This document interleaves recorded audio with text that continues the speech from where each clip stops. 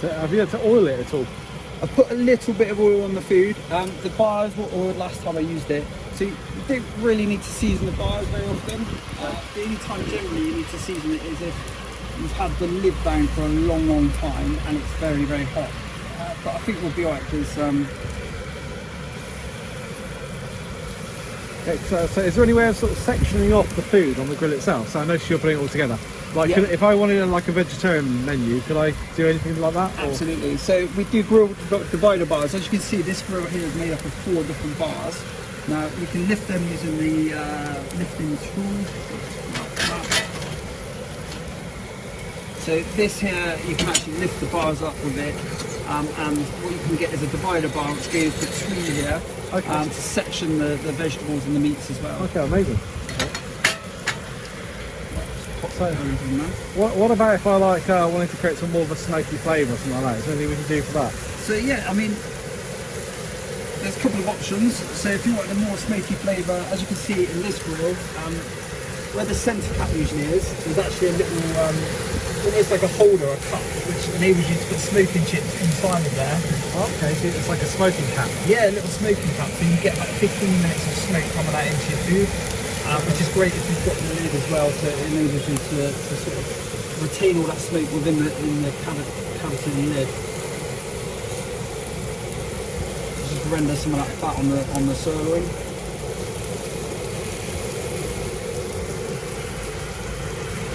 One of the things with the Synergy grill as well, you'll find that there's a higher tolerance of time allowed between food being perfectly cooked and overcooked.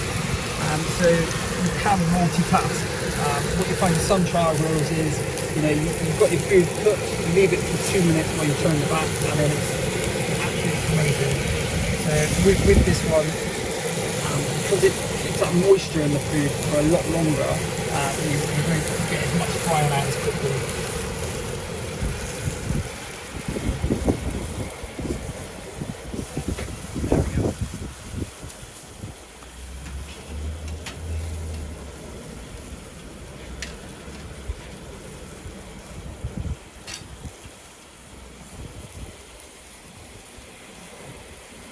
So you can see these have been on for about 90 seconds. They're starting to colour. Probably a little bit longer just to get a nice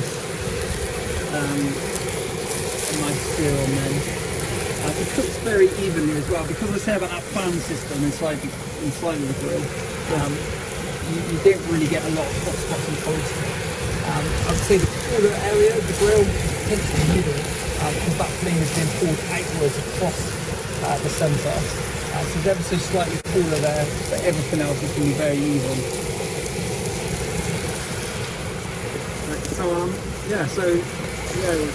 You expect it's pretty even the temperature across the whole grill. Absolutely, yeah. You see that this pretty much all went on at the same time. A nice sear from one of those burgers.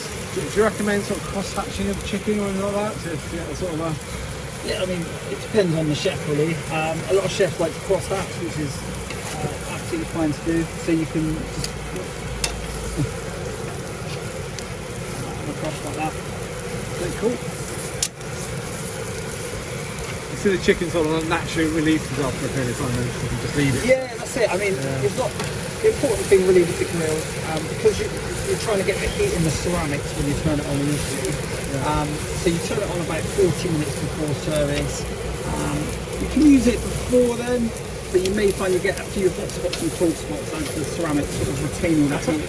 So one thing I find quite strange is that, I know we're outside at the moment and it's pretty cold out here anyway, but you're not getting a heck of a lot of heat off the grill. It's almost, I've stood in front of grills before where my face is on fire, but you seem to be able to work quite closely down, and almost touching the food without... Yeah, I mean, let's be honest, if this was a conventional grill, you put your hand there, it'd burn the skin off it, wouldn't it? Yeah. The reason why it doesn't is because the heat from the gas being ignited isn't being projected upwards. The heat is actually being put in the ceramic by the fan system, pulling it in. So is that one of the ways why it saves a bit more money than most? Oh yeah, I mean, if you feel the sides of it, there's no heat on the sides, on the back. Everything is... Oh wow, that's amazing. It's very cool. Yeah, so I mean literally, there's nothing there at all. Let's flip the chicken. That's looking good.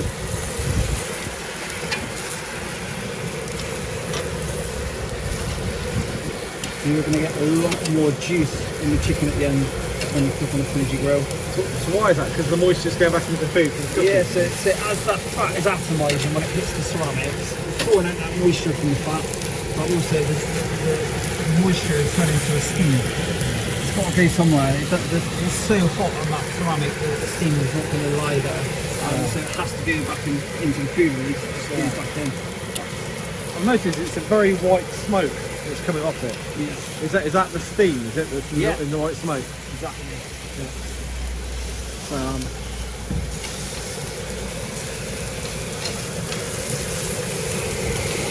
those are good. Nice depth to fine bar marks on there, aren't they? Yeah. Very fine bar marks. Yeah, the fish down to the chef if you want to cross that and if you want to just get that really fine bars like that on there. Get that sleep going.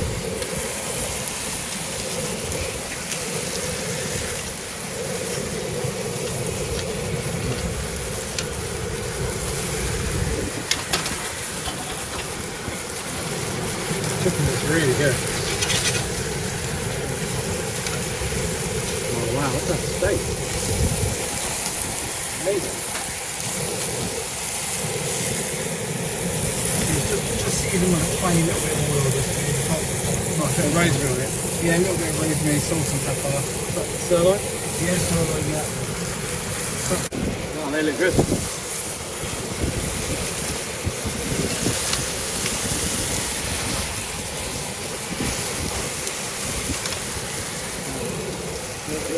Your friends and family must love you when it comes to barbecue season.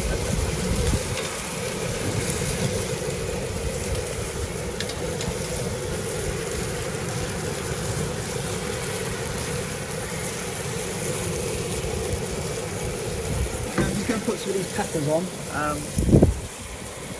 just to show you how good it is at cooking vegetables.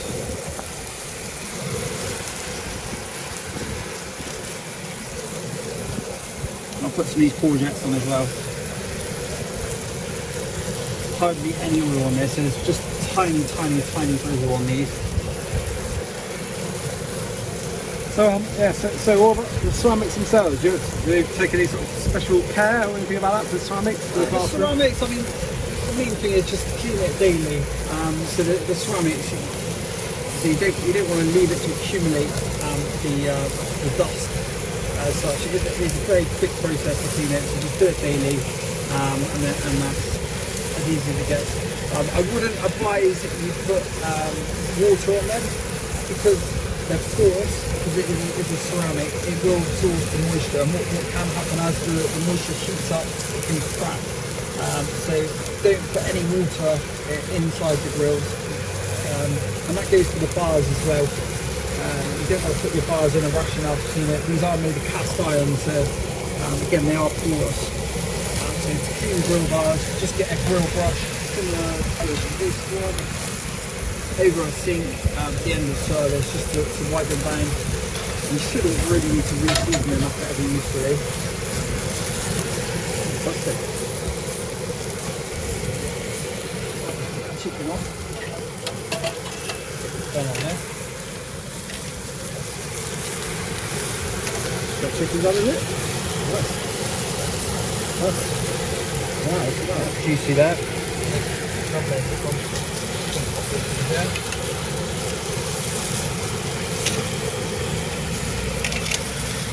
You get a lovely charred flavour from it. You retain that moisture, which is so easy to lose when you're grilling food.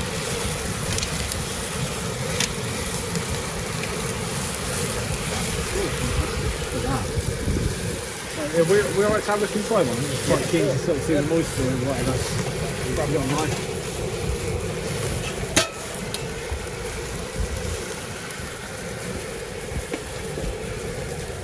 Right. Okay, so there we go.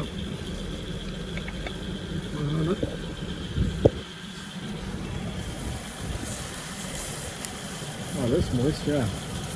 That's perfectly cooked. That's really, really hot as well. Yeah, it looks quite wet still. You know, Let's try it. That's the feeling. Take a look at that.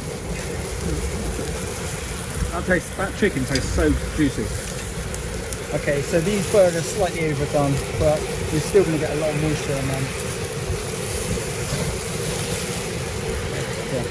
Yeah, that chicken tastes so juicy. When demonstrating this grilled chicken is one of the best ways of showing people just how much moisture is retained in the food, because you know that's chicken breast. If you wanted to use thighs, you'd get even more moisture. But chicken breast is one of the easiest things to dry out, so it's good to show people that. They need a little bit longer.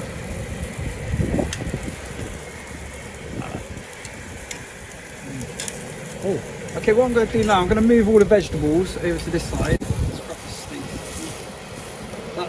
That steak looks bang ready.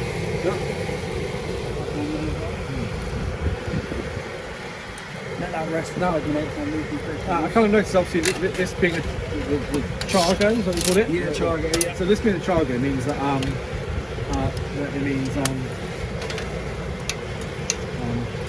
it means it doesn't have any shelves in it. Does it normally have shelves in it, or? Yeah, so this is, say, it's kind of a hybrid model, this, because it is a demonstration model. So if you went for the lidded model, you'd normally get a shelf along here, Okay. and that would be a slow cook shelf which held your food and got core temperature to it at about 130 degrees. So why do you need that? It's just great for when you've finished cooking your food. Like for example here, what we've used is just this tray, but if you had the slow cook shelf, it'd be great just to keep it up there, and then you don't overchar your food, but it still keeps it warm, and if you leave it for a long time, you will get core temperature into the food still. I know some of them you call Trilogy. It's got two shelves. What's the point of the top shelf? Yeah, so the Trilogy one, well, for any of our runs, the SG or the Trilogy,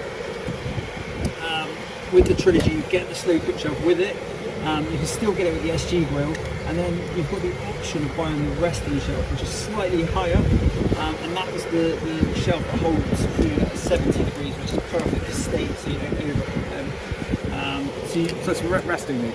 Yeah, resting meat, yeah. So the bottom one's a slow cook, so it doesn't overchar. Yeah. Top one's like a resting shelf. Exactly. So the rest of the meat without overchar. A lot of restaurants I've seen them, they'll not just put the food off the grill on there, they'll put like hot pans and things like that on there as well to keep the sauces warm before taking up. So I'm going to eat your chicken, Roy. is chicken good, yeah? Oh, chicken's fantastic, yeah.